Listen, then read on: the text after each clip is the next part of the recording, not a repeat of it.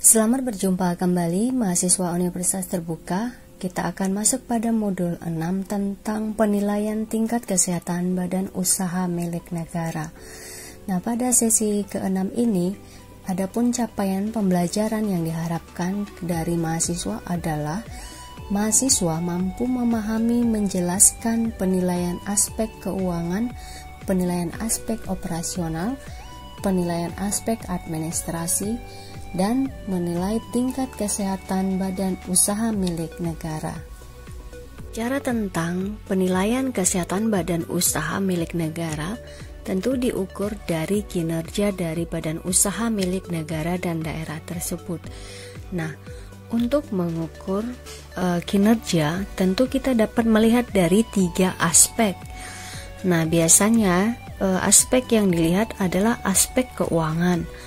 Nah, kemudian dengan berkembangnya waktu, Menteri Keuangan kemudian mencantumkan bahwa ukuran dari kinerja badan usaha milik negara itu tidak cukup hanya dari aspek keuangan, tetapi dari segi atau dari aspek operasi dan aspek administrasi.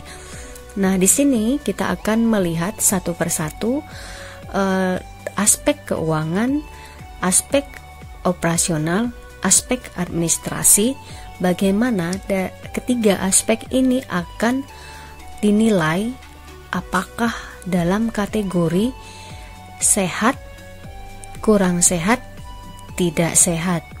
Nah, untuk itu mari kita melihat dari aspek keuangan lebih dahulu. Nah, untuk aspek keuangan ada beberapa indikator yang akan dilihat untuk mengetahui apakah badan usaha milik negara ini dari segi keuangannya dikategorikan dalam keadaan sehat. Nah, secara umum untuk menganalisis kondisi keuangan sebuah perusahaan menggunakan beberapa rasio. Nah, kita lihat di sini untuk penilaian dari aspek keuangan ini sesuai dengan keputusan Menteri BUMN nomor Cap 100/MBU tahun 2002 tentang penilaian tingkat kesehatan BUMN ini ditetapkan ada 8 indikator penting dengan total bobot penilaian untuk BUMN infrastruktur adalah 50 dan BUMN non-infrastruktur adalah 70. Penilaian terhadap 8 indikator aspek keuangan tersebut dilakukan secara kuantitatif dan penetapan skornya sebagai berikut. Nah, ini adalah tabel 61 menunjukkan daftar indikator dan bobot aspek keuangan.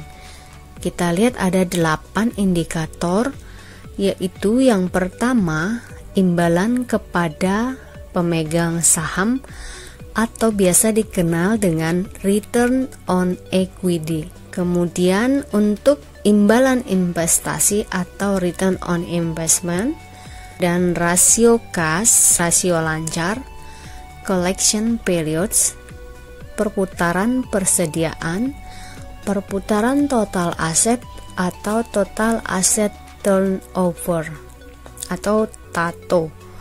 Dan yang terakhir adalah rasio total modal sendiri terhadap total aset. Nah, masing-masing indikator ini akan berbeda. Untuk infrastruktur ROE-nya 15, sedangkan untuk non-infrastruktur 20. Untuk infrastruktur ROI-nya 10, sedangkan untuk non-infrastruktur 15. Rasio kasnya untuk infrastruktur 3, non-infrastruktur 5, dan begitu selanjutnya. Aspek keuangan ini akan diukur melalui 8 indikator yang telah kita sebutkan di atas tadi. Nah, untuk yang pertama kita akan membahas tentang imbalan kepada pemegang saham atau biasa disebut dengan return on equity atau ROE. Nah, ROE di sini merupakan rasio untuk mengukur kemampuan perusahaan untuk mendapatkan laba bagi pemegang saham. ROE ini merupakan analisis laporan keuangan yang angkanya dapat diperoleh dari rumus berikut. ROE sama dengan laba setelah pajak dibagi modal sendiri dikali 100%. Nah, kita lihat pengertian dari unsur-unsurnya. Yang pertama, laba setelah pajak ini adalah laba pajak dikurangi dengan laba hasil penjualan dari aktiva tetap, aktiva non-produktif, aktiva lain-lain, dan saham penyertaan langsung. Nah, kedua, modal sendiri adalah seluruh komponen modal sendiri dalam neraca perusahaan pada posisi akhir tahun buku dikurangi dengan komponen modal sendiri yang digunakan untuk membiayai aktiva tetap dalam pelaksanaan dan laba tahun berjalan. Dalam modal sendiri termasuk komponen kewajiban yang belum ditetapkan statusnya. Modal sendiri atau equity merupakan hak milik perusahaan atau besarnya klaim pemegang saham terhadap harta perusahaan. Modal ini pada umumnya bukan menyatakan uang yang dimiliki perusahaan, tetapi lebih kepada sumber-sumber aktiva yang dibiayai oleh pemilik dan cadangan perusahaan. Yang ketiga, aktiva tetap dalam pelaksanaan adalah posisi pada akhir tahun buku aktiva tetap yang sedang dalam tahap pembangunan. Jadi aktiva tetap atau permanen ini tidak akan dijual selama perusahaan berdiri atau sekurang-kurangnya selama 1 tahun. Namun nilai aset ini tidak akan berkurang setiap tahunnya karena adanya penyusutan. Berdasarkan rumusan perhitungan ROE tersebut, maka kita akan melihat perolehan skor penilaian. Nah, tabel 62 ini merupakan tabel daftar skor penilaian ROE. Nah, teman-teman bisa lihat tabel berikut ini adalah tabel skor penilaian return on equity. Nah, di sini ada return on equity untuk infrastruktur dan untuk non-infrastruktur. Kita bisa lihat berapa jumlah yang untuk infrastruktur dan untuk non-infrastruktur.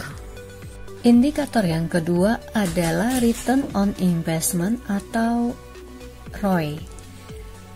ROI adalah pendapatan yang dihasilkan dari sumber daya yang dimiliki perusahaan yang dialokasikan kepada setiap orang atau badan yang menanamkan modal di dalam perusahaan. Pihak-pihak yang dimaksud pemilik perusahaan sebagai pemegang saham mayoritas, maka pendapatan yang dihasilkan menjadi hak pemegang saham. Nah, kemudian yang kedua, perusahaan yang melakukan trading on equity, maka pendapatan yang diperoleh dialokasikan kepada kreditur berupa bunga yang jumlahnya tetap diberikan oleh perusahaan baik dalam keadaan untung ataupun merugi. Nah, berikutnya pemegang saham berupa sisa pendapatan yang dihasilkan setelah dikurangi dengan hak para kreditor. Dalam hal ini, pemegang saham memperoleh bagian yang lebih besar atau sama dengan atau kurang dari bagian yang diterima para kreditor. Oleh karena itu, apabila perusahaan dalam keadaan merugi, para pemegang saham harus membayar ekstra untuk balas jasa kepada kreditor. ROI merupakan analisis keuangan yang angkanya diperoleh dari perbandingan antar laba yang diperoleh dalam perusahaan sebelum dikurangi pajak dan modal asing. Dengan modal asing ditambah modal sendiri yang terpakai dalam perusahaan. Nah, secara ringkas kita dapat merumuskan sebagai berikut. ROI sama dengan EBIT ditambah penyusutan dibagi capital employ dikali 100%. Nah, untuk pengertian setiap unsurnya, EBIT di sini earning before interest tax adalah laba sebelum bunga dan pajak dikurangi dengan laba hasil penjualan dari aktiva tetap, aktiva lain-lain, aktiva non-produktif, dan saham penyertaan langsung. Untuk penyusutan sendiri dimaksud adalah depresiasi, amortisasi, dan depresi. Depresi di sini dimaksud adalah kerugian akibat hilangnya atau berkurangnya nilai barang modal. Nah, yang terakhir, capital employed adalah posisi pada akhir tahun buku, total aktiva dikurang aktiva tetap dalam pelaksanaannya. Di sini ada tabel 63 menunjukkan daftar skor penilaian ROI. Nah, di sini kita lihat ada untuk infrastruktur dan non-infrastruktur. Yang ketiga adalah rasio kas atau cash ratio. Rasio kas adalah ukuran yang menunjukkan kemampuan perusahaan untuk membayar utang-utang yang jatuh tempo dengan menggunakan kas yang tersedia, termasuk surat-surat berharga yang segera dapat diuangkan. Kas dan surat berharga ini merupakan aktivitas lancar yang paling liquid, yang merupakan kemampuan nyata perusahaan dalam memenuhi kewajibannya. Nah, kita lihat rumus berikut ini. Cash ratio sama dengan kas ditambah bank ditambah surat berharga jangka pendek dibagi current liabilities dikali 100%. Nah, kita lihat pengertian dari unsur-unsurnya. Untuk kas, bank, dan surat berharga jangka pendek adalah posisi di masing-masing pada akhir tahun buku. Nah, kemudian current liabilities adalah posisi seluruh kewajiban lancar pada akhir tahun buku, misalnya utang dagang, utang pajak, pinjaman bank jangka pendek, atau wesel bayar. Untuk skor penilaiannya kita bisa lihat pada tabel 64, daftar skor penilaian rasio kas. Nah, di sini ada juga untuk infrastruktur berapa dan non-infrastruktur berapa. Kita bisa lihat sendiri daftar tabelnya. Keempat adalah rasio lancar atau current ratio. Istilah lain yang digunakan untuk menjelaskan current ratio ini adalah likuiditas. Asal kata liquid yang berarti cair. Pengertian likuiditas lebih lanjut dapat dibedakan atas likuiditas badan usaha, yaitu kemampuan badan usaha untuk melunasi utang-utang yang jatuh tempo.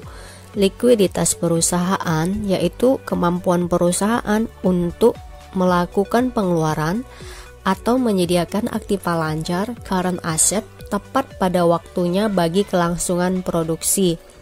Likuiditas aktiva, yaitu kemampuan suatu aktiva atau aset untuk dijadikan uang tunai pada waktu tertentu. Rasio lancar atau likuiditas suatu badan usaha adalah analisis laporan keuangan yang angkanya dapat dihitung. Nah, berikut ini adalah rumusannya. Current ratio sama dengan current asset dibagi current liabilities dikali 100%. Nah, pengertian masing-masing unsur itu, yang pertama, untuk current asset adalah posisi total aktiva lancar pada akhir tahun buku. Current asset atau aktiva lancar merupakan harta perusahaan yang mudah dikonversikan menjadi uang tunai dalam waktu singkat. Pada umumnya, aktiva ini terdiri dari kas, rekening giro, surat berharga, atau saham, obligasi, dan sekuritas lain yang disimpan perusahaan, piutang, persediaan, baik persediaan mentah, barang setengah jadi, dan bahan tambahan lainnya. Current liabilities adalah posisi total kewajiban lancar pada akhir tahun buku. Nah, pada tabel 6.5 kita dapat melihat daftar skor penilaian current ratio. Indikator yang kelima adalah collection periods. Collection periods ini menggambarkan tingkat perputaran piutang terhadap penjualan kredit selama periode waktu tertentu, sehingga kita dapat lihat rumusnya sebagai berikut. Collection periods atau CP disingkat dengan CP sama dengan total piutang usaha dibagi total pendapatan usaha dikali 365 hari. Nah, untuk pengertian unsur-unsurnya, total piutang usaha adalah posisi piutang usaha setelah dikurangi cadangan penyisihan piutang pada akhir tahun buku. Total pendapatan usaha adalah jumlah pendapatan usaha selama tahun buku. Nah, tabel 66 ini kita lihat daftar skor penilaian collection periods. Anda bisa melihat dari tabel ini. Untuk indikator keenam adalah perputaran persediaan atau PP. Perputaran persediaan adalah rasio yang menunjukkan tingkat perputaran persediaan terhadap penjualan selama periode waktu tertentu. Besar nilainya perputaran persediaan yang dimiliki suatu badan usaha dapat kita rumuskan sebagai berikut. PP atau perputaran persediaan sama dengan total persediaan dibagi total pendapatan usaha dikali 365 hari. Nah, berikut ini merupakan pengertian unsur-unsurnya. Total persediaan adalah seluruh persediaan yang digunakan untuk proses produksi pada akhir tahun buku yang digunakan untuk proses produksi pada akhir tahun buku yang terdiri dari persediaan bahan baku, persediaan barang setengah jadi, dan persediaan barang jadi, ditambah persediaan peralatan dan suku cadang. Nah, untuk total pendapatan adalah total pendapatan usaha dalam tahun buku yang bersangkutan. Skor penilaian untuk tingkat perputaran persediaan suatu badan usaha dipilih yang terbaik dari alternatif skor yang tersedia. Nah, berikut ini ditampilkan daftar skor penilaian untuk indikator perputaran persediaan. Kita dapat lihat dari tabel 6.7 daftar skor penilaian perputaran persediaan. Indikator yang ketujuh, perputaran total aset atau total asset turnover atau TATO. Nah, di sini rasio perputaran total aset adalah perbandingan antara total pendapatan dengan capital employ. Nah, rumusannya sebagai berikut. TATO atau total asset turnover sama dengan total pendapatan dibagi capital employ dikali 100%. Nah, untuk pengertian unsurnya kita lihat total pendapatan adalah total pendapatan usaha dan non-usaha tidak termasuk pendapatan hasil penjualan aktiva tetap. Nah, kemudian capital employ-nya ini adalah posisi pada akhir tahun buku total aktiva dikurangi aktiva tetap dalam pelaksanaan.